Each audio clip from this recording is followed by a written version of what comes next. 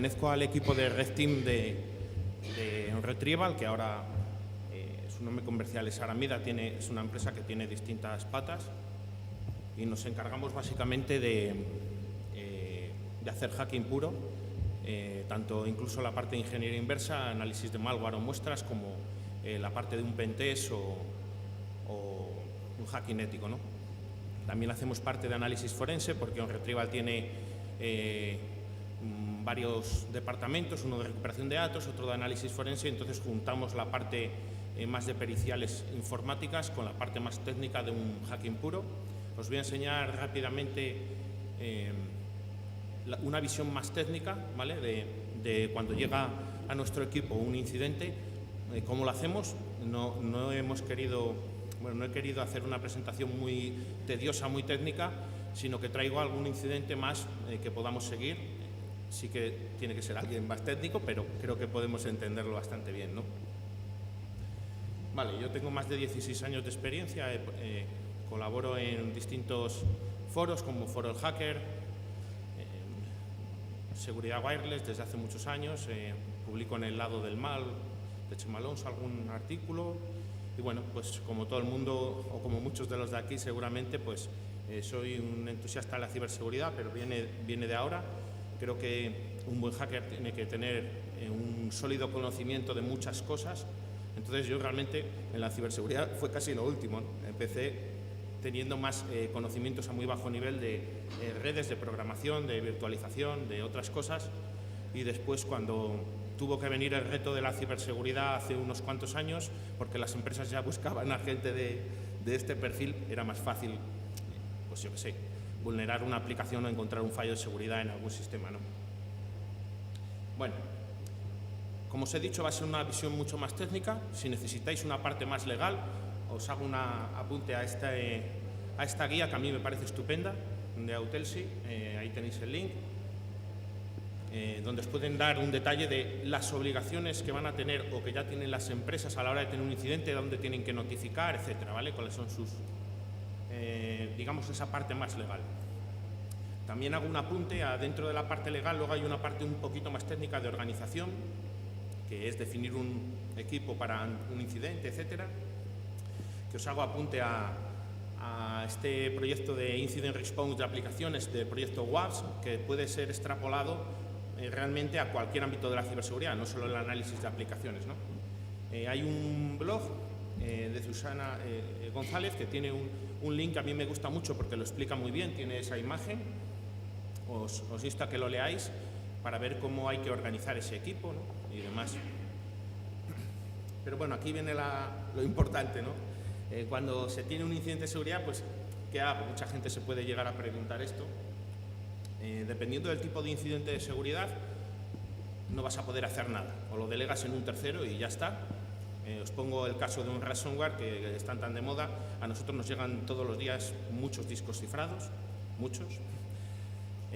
Por suerte, la inteligencia de muchas organizaciones ha hecho que un alto porcentaje ya se puedan recuperar de manera eficiente y rápida, pero todavía hay muchos casos que no y que requieren de un análisis posterior, claro, con un coste muy elevado, como podréis comprender. ¿Vale? Entonces esto es lo que ve una persona normal, ¿vale? Pero ¿qué es lo que vemos nosotros, un equipo, un red team o un equipo de hacking o de análisis, o llamémosle como queráis, o que un consultor? Hay muchos especialistas, ¿no? Pues depende de la seguridad que un cliente tenga. Sí que es cierto que nos tenemos que preocupar de la ciberseguridad. El que no se preocupa nada, no tiene ni un antivirus ni una nada, pues cuando quiere hacer un análisis de lo que ha pasado, recuperar información, etcétera, pues lo que va a necesitar es hacer un análisis forense. En muchos casos con mandar una muestra, si es un ransom o lo que sea, pero si es otro tipo de incidente, va a haber que hacerlo. Y esto es muy costoso, porque hay que desplazar, dependiendo del caso, si se necesita una pericial, hasta incluso un notario, ¿vale? Con un perito informático que levante una evidencia, o siempre, sí o sí, esa parte técnica va a haber que hacer un análisis forense, ¿no? Y van a ser horas, van a ser bastante tiempo dependiendo del volumen del ataque, ¿no? Entonces nosotros siempre recomendamos que por lo menos inviertas en alguna solución adecuada. Aunque hay muchas, nosotros desde Aramida utilizamos Symantec y Checkpoint. Yo os pongo esta ahora, que es la de ransomware de Checkpoint, SandBlast, que ahora os voy a enseñar un informe forense real sacado del día 18/2, uno del Threat Simulation, o sea, de la sandbox que tienen, y otro del forense, del análisis forense, para que veáis, el que sea un poco más técnico, una flipada, ¿vale? Como yo, que yo flipo cada vez que veo una cosa de estas porque joder, es que te está quitando muchísimas horas de investigación, ¿no? Vale, veamos unos ejemplos. Yo estoy siendo muy rápido, ¿vale? Porque sé que tengo un corto tiempo y entonces voy a enseñaros un par de ejemplos. Traigo como 4 ejemplos. 2 son de una organización real de hace unos pocos días. Otros son de unos casos más anteriores, pero perfectamente viables. Os voy a empezar por el más liviano, el que todo el mundo seguramente pueda llegar a conocer. ¿Vale? Un compañero mío manda y esto dentro del Retrieval, ¿vale? Dentro de la organización. Luego os enseño los otros que ya no son de Retrieval. Nosotros, para todo, cualquiera que necesite establecer un proceso en una empresa, o para pasar cualquier ISO, o para el tema de GDPR, ¿vale? Tan de moda, tú vas a tener que tener un documento de seguridad donde tienes unos procesos que has notificado a tus empleados, ¿no? De cómo tienen que actuar, por ejemplo, en caso de un incidente de seguridad, etcétera. Nosotros igual, nosotros tenemos unos emails, utilizamos Gmail como plataforma profesional de email. Entonces, de vez en cuando a los compañeros, a todos los compañeros les enviamos un email de cómo tienen que cobrar cuando, por ejemplo, un email tiene o sospechan que tiene algo. Os parecerá una cosa muy tonta esto, pero nosotros descubrimos, en este caso en concreto, descubrimos un ataque persistente contra nuestra organización de un socio, ¿vale? De un socio colaborador, ¿vale? Entonces, o sea, esto es crítico. Por supuesto, esto se dio en un momento, otros tipos de ataques se han dado en otros momentos, y en ese lapso de tiempo es importantísimo tener unas evidencias a lo largo del tiempo, tener un data loss retention de tus logs. Luego os enseño un poco cuál es el core nuestro. Nosotros tenemos una plataforma para dar servicio a nuestros clientes, ¿vale? Y luego os enseño la arquitectura. Vale, entonces se mandan distintos emails de cómo tienen que actuar para sacar esa evidencia de un email y tal, ¿no? Bueno, el email original es este. No os volváis muy locos ahora a intentar interpretarlo los que no seáis tan técnicos, ¿vale? Pero siempre hacemos esto para tener el email original sin ningún tipo de modificación. Y aquí al final, si yo empiezo a ver este churro, ¿vale? Yo ya veo que esto es un base 64 de algo. Pues efectivamente, tú cuando abres este email es un HTML bien formado, que tienes un fichero adjunto con una factura pendiente, ¿no? Aquí tenéis el nombre del fichero, ¿vale? Pero este está muy bien construido. Es más, cuando pasó esto, Google se lo zampó, pero con patatas. Y cuando fui a recuperarlo hace unos días para enseñároslo, Google no me lo dejaba descargar, con lo cual fijaros que ni Google lo detectaba a través de Gmail, ¿vale? Incluso la máquina Windows, el Windows Defender, me lo eliminó pero hace un año nadie lo pillaba, ¿vale? Y es este el fichero, ¿vale? Aquí podéis ver el contenido HTML, ¿vale? Yo lo voy a abrir igual. Vale, si a ti se te abre esto, está muy bien hecho, ¿vale? Realmente está muy bien hecho, ¿vale? Lo podéis ver, es un formulario que tú le haces clic, ¿vale? Por detrás, vamos, se ajusta muy bien, está muy bien hecho, ¿vale? Pero esto realmente lo que hacía era enviar los datos mediante un POS, el formulario ese, ¿vale? Los enviaba a un servidor, que si no me equivoco, todas las imágenes hardcodeadas, bla, bla, bla, bueno, ¿vale? Lo mandaba, no sé si existe el link, un segundo. Sí, es ese, ¿vale? A un servidor, pues que seguramente estuviera controlado por el atacante, ¿no? Si nosotros íbamos a ese servidor, ¿vale? Veíamos pues esto, que era una página perdonad, ¿qué es esta imagen? Veíamos que era legítimo, era una tienda que se dedica a vender merchandising allá, no sé qué, tal y cual. Vale, ¿cuál es la operativa en estos casos? Dependiendo, como Red Team, como equipo de Red Team, cuando recibimos algo de un cliente, si la persona llegó a realizar ese formulario, seguramente lo que intentemos es reventar el sitio y ver qué información hay allí, etcétera. Bueno, esto es entre comillas, ¿vale? No grabéis eso. Porque eso es lo que no se suele decir de un Red Team. Los equipos de SOC, en banca, por ejemplo, nosotros trabajamos mucho para el sector banca, el financiero. Si sufren una intrusión, el cliente lo que te dice, no, pero ¿qué se han llevado? O sea, me lo dices ya. Y la única forma es, muchas veces, reventar aquel sitio. Bueno, si el hacker consiguió colarse en ese servidor y dejar un fichero PHP ahí, una pequeña base de datos para recoger eso, ¿por qué no vamos a poder nosotros, ¿no? En la gran mayoría podemos acceder sin ningún problema. ¿Vale? Este sería el primero de los ejemplos. Voy a ir a otro. ¿Vale? Sí, este, por ejemplo, es el típico ejemplo de análisis, oye, de un incidente liviano, ¿no? O no ha pasado, pero ¿qué pasa en mi organización? ¿Quién ha sido? Bueno, que sepáis que supimos a lo largo del tiempo por varios ataques. Por ejemplo, no sé si te dejé la imagen esa, la persona conseguía trazar a una persona de nuestra organización importante, saber en qué momento estaba a través de Skype. No sé, si no lo conocéis, me basta con poner un firewall con una restricción y si la persona te tiene agregado como amigo, yo sé en todo momento qué IP estás, ¿vale? Puedo ver en dónde estás, ¿vale? Eso sigue pasando a día de hoy.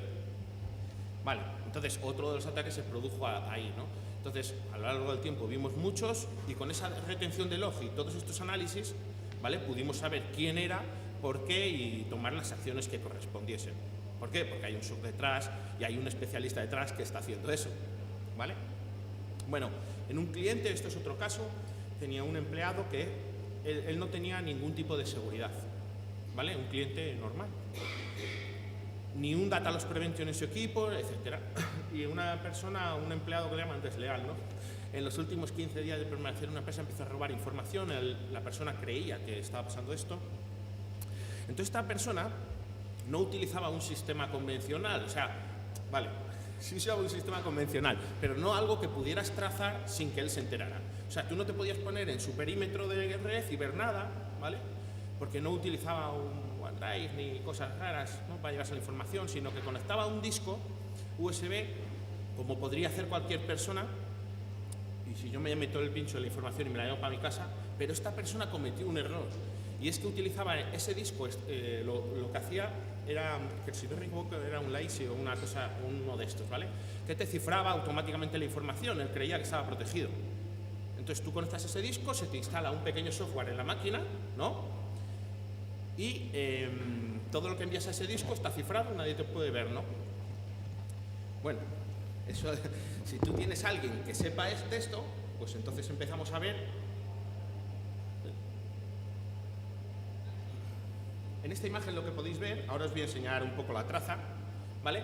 Ese software que se le había instalado, resulta que también hacía actualizaciones sobre el propio disco, ¿vale? Con lo cual, cada vez que conectaba el disco, se ejecutaba el software y chequeaba contra un servidor si había una actualización. Vale, ahí tenéis las fechas, horas de cuando estaba conectando. Efectivamente, coincidía en sus horarios que estaba conectado ese disco, ¿vale? Con lo cual ya podíamos ver cuándo conectaba el disco y cuándo no, ¿vale? ¿Cómo hacemos este tipo de análisis? Porque, claro, tú puedes, no tiene por qué ser algo ilegítimo. Encima ellos utilizaban FTP o SFTP incluso para intercambiar alguna documentación con otras empresas del sector financiero. Bueno, pues lo que hacemos es, empezamos a hacer un análisis de esas comunicaciones, ¿no?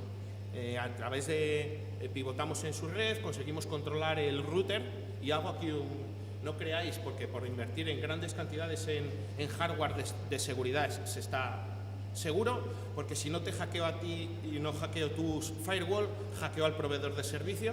Esto es así, ¿vale? Es más, yo hace 4 años publiqué en el blog de Chema cómo entré en más de 1,5 millones de routers de un conocido proveedor aquí en España, ¿vale? O sea, que es muy posible que si el proveedor de servicio tiene el fallo de seguridad, bueno, pues esté jodido igual, vamos. A todos los niveles tenemos que preocuparnos de la seguridad, ¿vale? En este caso solo bastaba con hacer una pequeña... ¿Vale? Un momento.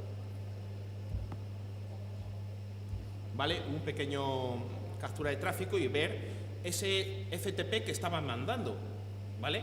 Y ya, pues eso, encontramos identificadores, cosas del propio disco, ¿vale? Una traza convencional. Nos pareció muy curioso porque incluso descubrimos que LaCie utilizaba los discos de otro fabricante. Nosotros somos el laboratorio más grande de recuperación de datos de Europa, ¿vale? Aparte de Retrieval. Entonces tenemos como 150.000 discos allí en el laboratorio y tal. Entonces conocemos mucho el tema de discos. Y a mí me pareció muy interesante que los que vendían los discos para la LaCie y daban el servicio de actualización era otro fabricante. Pero bueno, como un detalle, ¿no?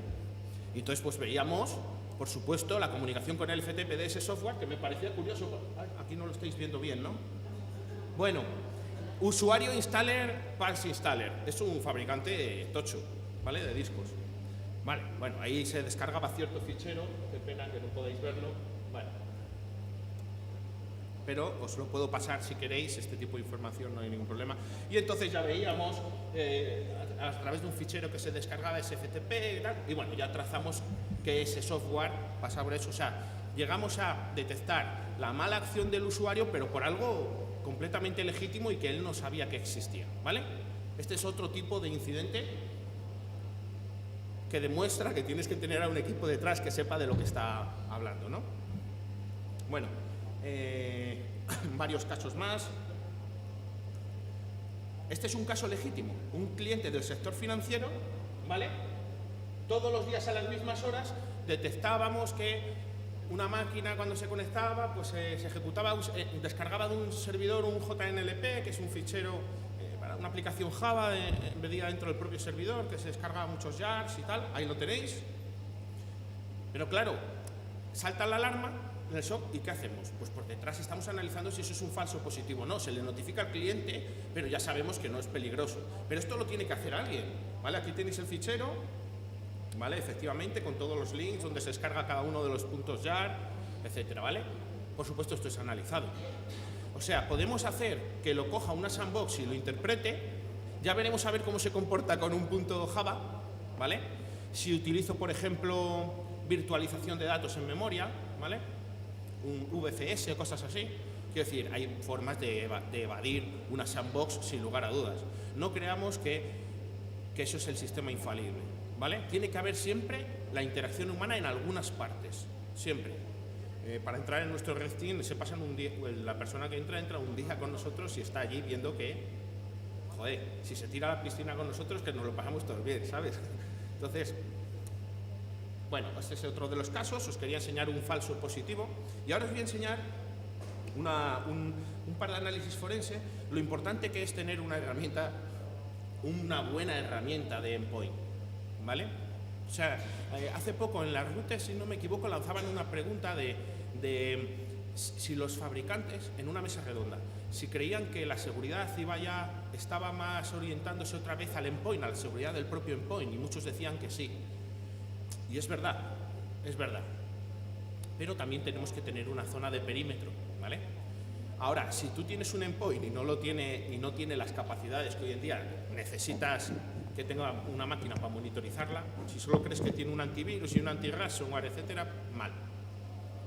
Y el ejemplo es este. Os voy a enseñar dos. Lo que os voy a enseñar son los dos informes que saca la gente de Checkpoint, el endpoint de Checkpoint, cuando hay un incidente. Uno de ransomware y otro ante una detección por el Search Emulation, que básicamente es su sandbox en cloud, ¿vale? Bueno, en este caso es... Vale. En este caso es el de la emulación de un fichero de XML. Voy a enseñaros primero el de... porque es más rico en binarios y tal. El del ransomware, ¿vale?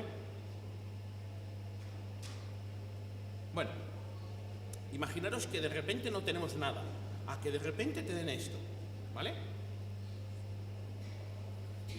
Mirad, aquí lo que estamos, no sé si se ve bien, bueno, es que es una pena que no se vea muy bien, pero lo que estamos viendo es, me voy a venir a este momento al del fichero, un fichero que se descarga y este fichero es emulado en la sandbox y se descubre que tiene algo, ¿vale?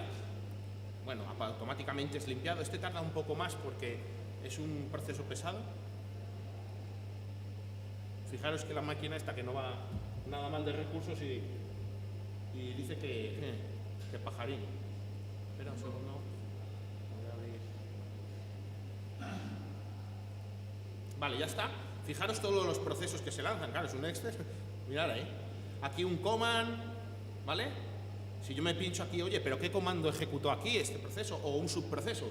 Fijaros que en los argumentos dice que ejecutó un fichero .bat, no sé qué. Encima que desde ese fichero .batch escribió no sé qué claves en el registro, ¿vale?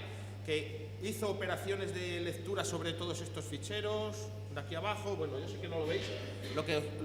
Si alguien lo quiere, luego le puedo enseñar esto. O sea, flipante. ¿Por qué? Porque cuando llega un informe de esto, sabemos de dónde, cómo, quién, por qué, a qué hora, cómo, lo que queráis. ¿Qué hizo el binario? Esto es un informe de una herramienta muy chula. Yo os podría decir que el precio de esto viene por endpoint, creo que está en torno a $60. O sea, vamos a ver, $60 por proteger tu sistema, vamos, que flipas, ¿no? Cuando un antivirus convencional vale 25. No tiene mucho sentido ya no invertir en este tipo de endpoint. Os podría hablar de este, como os podría hablar del de Symantec. A mí Symantec me parece que es la caña, sobre todo por sus APIs de integración. Y hago otro pequeño inciso aquí. Los fabricantes, yo creo que los fabricantes de ciberseguridad, rompo una lanza a favor de Fortinet, no tengo nada contra ellos, no fastidies, pero creo que los fabricantes de hardware y etcétera van a llegar a ser eso, y luego os lo argumento, pero van a llegar a hacer solo hardware. El que mejor hardware haga, el que mejor equipo de detección tenga, mejor ingeniería inversa, etcétera, para detectar ciertas anomalías, ¿vale? Porque hoy en día la inteligencia y la respuesta ante incidentes se delega en terceros completamente, con lo cual todos los fabricantes tienen que tener APIs de integración. Por ejemplo, Checkpoint casi no las tiene, ¿vale? Tienen algunos protocolos, ¿vale?, muy confusos, pero hay muchos otros que sí que tienen esas APIs de integración, y cuando tienes un equipo de respuesta ante incidentes puede que tengas un entorno multivariable, o sea, de muchos fabricantes, que uses un clúster de Checkpoint para una zona, otro de Palo Alto, otro de no sé qué, y todo eso tienes que aglutinarlo, ¿vale? Entonces yo creo que van a llegar a ser un poco más fabricantes, no tanto de soluciones software, sino de soluciones hardware. Bueno, con una parte de software, ¿no? La de detección van a tener que tenerla, o la de control de sus propias políticas y tal, ¿no? Pero creo firmemente en esa centralización, ¿vale? Y luego os lo argumento. Entonces, bueno, aquí vemos un informe forense donde podemos ver, en caso de un impacto ante un ransomware, por ejemplo,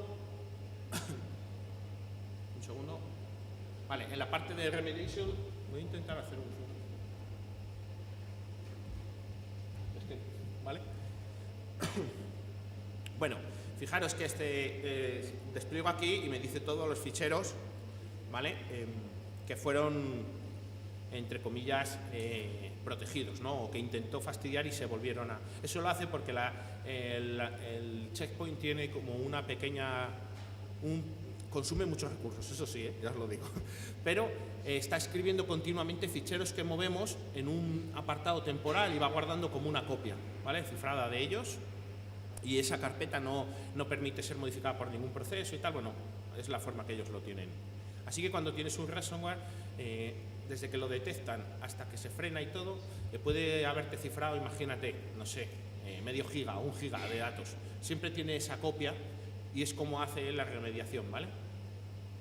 Bueno, a la organización, cuando me queráis cortar, me cortáis, ¿vale? Vale. Vale. En este caso era una aplicación que utilizaba muchos ficheros cifrados, lo puedo decir abiertamente, es Bloomberg, que es para el tema de transacciones de bolsa y movidas de estas, ¿vale? Bueno, Este era el tercer ejemplo que os quería enseñar. Voy a continuar. Voy a minimizar todo esto. Vale. Estos son los ejemplos, ¿vale? Bueno. Eso. Mucho ojo con lo que compras. Yo me compré esta cámara y estoy haciendo una investigación, está aquí, ¿vale? La investigación. No me ha dado tiempo para concluirla en el CITES, que me hubiera gustado hacer una presentación de cómo destripamos un código, enseñaros cómo detectamos cosas malas y tal, ¿no? Incluso en el propio hardware. Yo me di cuenta de esto, tiene un punto de acceso Wi-Fi. Es cualquier hardware que podemos comprar cada uno, un aparato de no sé qué, yo qué sé, para grabar imágenes del vehículo. Tenía un punto de acceso Wi-Fi, te conectabas con un software, ¿vale? Dije, voy a echarle un ojo. Buah. Tiene el puerto de depuración ADB habilitado, ¿vale? Como esta es 4G, es que ahora lo gordo os lo voy a enseñar, os voy a pedir. Como tiene 4G habilitado, realmente aunque este puerto está expuesto a través de 4G, ya lo puedo decir abiertamente que pertenece a una bot gigantesca. Todos los que hayan comprado este tipo de cámara pertenecen a una bot, ¿vale? O sea que ese chino, aparte de ganar pasta vendiendo esto y de tener un software muy bonito que publica las imágenes y sus vídeos y toda esta historia, los utiliza de bot, ¿vale? A través del puerto de debug. ¿Cómo conseguimos esto? Bueno, abrimos el hardware, hicimos alguna modificación y el equipo, en vez de salir siempre por 4G, bueno, básicamente cogimos el ADB, escalamos privilegios, modificamos ficheros de configuración y lo que antes era un punto de acceso Wi-Fi ahora es un cliente. Lo conectamos contra un proxy que nosotros tenemos para análisis forenses, ¿vale? Inyectamos unas CAs también y ya vemos todo, ¿vale? Ese es el proceso.